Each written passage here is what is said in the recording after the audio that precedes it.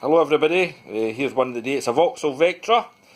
It's a 2007 model and it's a 1.8 XER. So I'll let you hear the engine. First of all, there wasn't any codes. No, tell a lie, there was one code for a lean exhaust. And indeed, the car was lean, but I'll let you hear it. Oh. So that's what we were faced with. Well, I'll explain the rest of the symptoms. So you can hear it was uneven idle. And it was actually looking not too bad at the moment, but initially, oh wow. So my friend here picked the car up and the exhaust was glowing. The catalytic converter was absolutely, even after about 2 minutes of running, less than that. So this lean exhaust caused the cat to overheat, I would say, because I've never seen one like this before.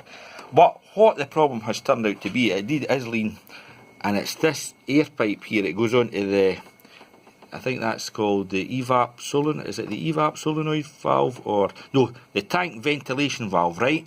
So it's a tank vent valve, and where it connects to the inlet manifold, which is down the back here, let me see, oh, it's hard to see.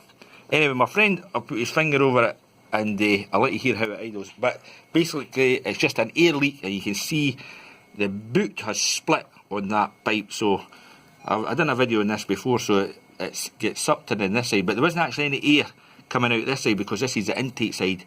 It's down at the inlet manifold. So we'll start it up where you can hear the difference. So I'll just start it with the pipe off,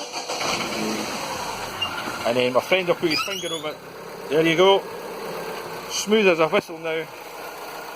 And that was the problem. So that was driving the catalytic converter to go absolutely cherry red. It was unbelievable. So a lean condition, the theory is we've came up with, a lean condition is causing a, well, obviously a lean mixture, but it's driving into the cat, then causing the injectors to try and fuel up. So at the end of the day, I'm assuming it's dumping raw fuel into the cat, which is taking the temperature up.